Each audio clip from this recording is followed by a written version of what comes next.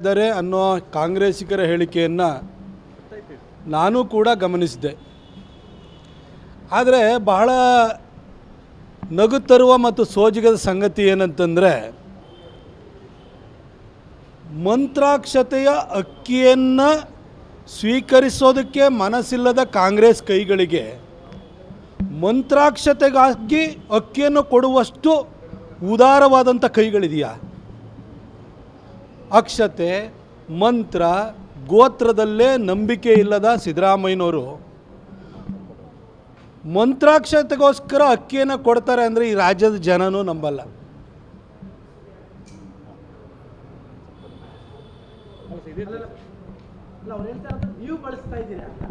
ನಾನು ಅದನ್ನೇ ಹೇಳಿದ್ದು. ಮಂತ್ರಾಕ್ಷತೆಯನ್ನು ಸ್ವೀಕರಿಸುವಂತಹ ಮನಸ್ಸೇ ಇಲ್ಲದಂತಹ ಕಾಂಗ್ರೆಸ್ನ ಕೈಗಳಿಗೆ ಮಂತ್ರಾಕ್ಷತೆಗೋಸ್ಕರ ಅಕ್ಕಿಯನ್ನು ಕೊಡುವಷ್ಟು ಉದಾರವಾದಂಥ ಕೈಗಳಿದೆಯಾ ಅನ್ನೋದು.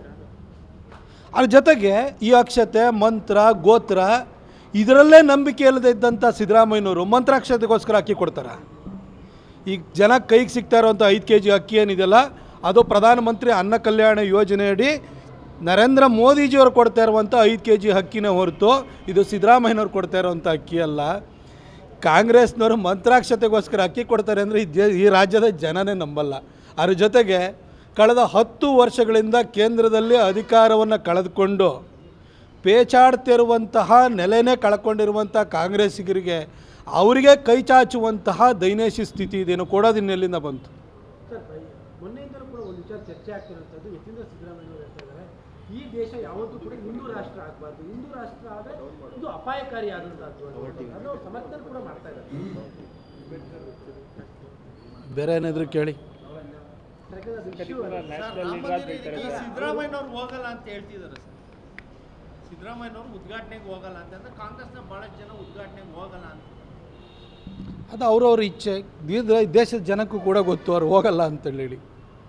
ಅಲ್ಲ, ಯತೀಂದ್ರ ಸಿದ್ದರಾಮಯ್ಯ ಹೇಳ್ತಾ ಇರೋದು ಧರ್ಮದ ವಿಚಾರ ಸರ್ಕಾರದ ಕೆಲಸ ಅಲ್ಲ, ಸರ್ಕಾರ ಅಭಿವೃದ್ಧಿ ಕೆಲಸ ಮಾಡಬೇಕು. ಈ ಧರ್ಮದ ರಾಜಕಾರಣ ಮಾಡ್ತಾ ಇದ್ದಾರೆ. ಸುಪ್ರೀಂ ಕೋರ್ಟ್ನಲ್ಲಿ ಸುಮಾರು 400ಕ್ಕಿಂತ ಹೆಚ್ಚು ವರ್ಷ ವಿವಿಧ ಹಂತಗಳಲ್ಲಿ ಹಾಗೂ ಸುಪ್ರೀಂ ಕೋರ್ಟ್ನಲ್ಲಿ ಹೋರಾಟವನ್ನು ಮಾಡಿ ಸುಪ್ರೀಂ ಕೋರ್ಟು ನ್ಯಾಯಸಮ್ಮತವಾಗಿ ಕೊಟ್ಟಿರುವಂತಹ ತೀರ್ಪಿಗೆ ಅನುಗುಣವಾಗಿ ಅಯೋಧ್ಯೆಯಲ್ಲಿ ರಾಮ ಮಂದಿರ ನಿರ್ಮಾಣ ಆಗ್ತಿದೆ. ಅದು ಜನರ ದುಡ್ಡಿಂದ ನಿರ್ಮಾಣ ಆಗ್ತಿದೆ, ಸರ್ಕಾರದ ಖರ್ಚಿನಲ್ಲಿ ನಿರ್ಮಾಣ ಆಗ್ತಿರುವಂಥದ್ದಲ್ಲ. ಅದು ಜನರ ಭಾಗೀದಾರತ್ವದಲ್ಲಿ ನಿರ್ಮಾಣ ಆಗ್ತಿದೆ. ಹಾಗಾಗಿ ಪ್ರತಿ ಮನೆಗೂ ಹೋಗಿ ಅಕ್ಷತೆಯನ್ನು ಹಂಚುವಂತಹ ಕೆಲಸ ನಡೀತಾ ಇದೆ.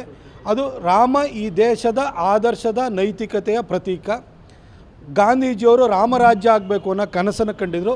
ರಾಮರಾಜ್ಯ ಅಂತಂದರೆ ಎಲ್ಲರಿಗೂ ಕೂಡ ಮುಕ್ತವಾದಂಥ ನ್ಯಾಯಸಮ್ಮತವಾದಂತಹ ಒಂದು ವ್ಯವಸ್ಥೆ ಇರುವಂತಹ ಆಡಳಿತ ಅಂತೇಳಿ, ಅಂಥ ಆಡಳಿತ ಈ ದೇಶದಲ್ಲಿ ಬರಬೇಕು ಅಂತ ಗಾಂಧೀಜಿ ಕನಸನ್ನು ಕಂಡಿದ್ದರು. ಅಂತಹ ಆದರ್ಶ ಪುರುಷ ಶ್ರೀರಾಮನ ಜನ್ಮಭೂಮಿಯಲ್ಲಿ ರಾಮಲಲ್ಲನ ವಿಗ್ರಹದ ಪ್ರಾಣ ಪ್ರತಿಷ್ಠೆ ನಡೀತಾ ಇದೆ. ಅದಕ್ಕೆ ಇಡೀ ದೇಶದ ಜನ ಅದಕ್ಕೆ ಅವರು ತಮ್ಮದೇ ಆದಂಥ ಕೊಡುಗೆಯನ್ನು ದೇಣಿಗೆಯನ್ನು ನೀಡಿದ್ದಾರೆ ಹಾಗೂ ಈ ಕಾರ್ಯಕ್ರಮದಲ್ಲೂ ಭಾಗಿಯಾಗ್ತಾ ಇದ್ದಾರೆ.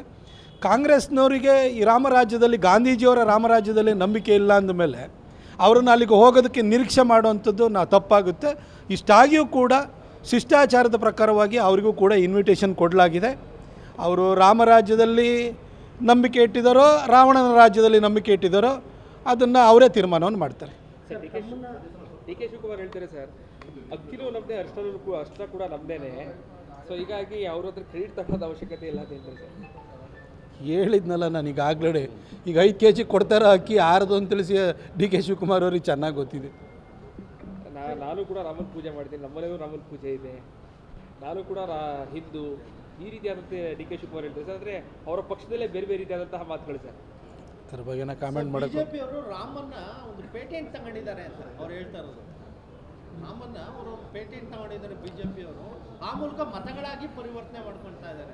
ಅರಸವರೇ, ರಾಮ ಸೇತುವಿನ ವಿಚಾರ ಬಂದಾಗ ಸುಪ್ರೀಂ ಕೋರ್ಟ್ ಎದುರುಗಡೆ ರಾಮನ ಅಸ್ತಿತ್ವವನ್ನೇ ಪ್ರಶ್ನೆ ಮಾಡಿ ಅಫಿಡವಿಟನ್ನು ಸಲ್ಲಿಸಿದವರಿಗೆ ಈ ಪೇಟೆಂಟ್ ವಿಚಾರ ಯಾಕೆ ಬೇಕು? ಅವತ್ತು UPA ಸರ್ಕಾರ ಇತ್ತು. ರಾಮ ಈ ದೇಶದ ಆದರ್ಶ ಪುರುಷ, ರಾಮನ ಅಸ್ತಿತ್ವ ಇದೆ ಅಂತ ಹೇಳಿಬಿಟ್ಟು ಸುಪ್ರೀಂ ಕೋರ್ಟಿಗೆ ಅದು ರಾಮ ಸೇತು ಅಂತೇಳಿ ಹೇಳಿ ಅಫಿಡವಿಟ್ ಕೊಟ್ಟಿದ್ರೆ ಪೇಟೆಂಟ್ ಅವರೇ ತೊಗೊಳ್ಬೋದಿತ್ತು. ಅವತ್ತು ರಾಮನ ಅಸ್ತಿತ್ವವನ್ನೇ ಪ್ರಶ್ನೆ ಮಾಡಿ ಸುಪ್ರೀಂ ಕೋರ್ಟಿಗೆ ಅಫಿಡವಿಟ್ ಸಲ್ಲಿಸಿದವರಿಂದ ಈ ಪೇಟೆಂಟನ್ನು ಮಾತು ಯಾಕೆ ಇವತ್ತು? ರಾಮ ಎಲ್ಲರಿಗೂ ಸೇರಿದಂತವನು, ಬನ್ನಿ ಅದಕ್ಕೋಸ್ಕರ ರಾಮ BJP ಅವ್ರಿಗೇನು ಪೇಟೆಂಟ್ ಕೊಟ್ಟಿಲ್ಲಲ್ವಾ, ನೀವು ಬನ್ನಿ ಪೂಜೆಗೆ.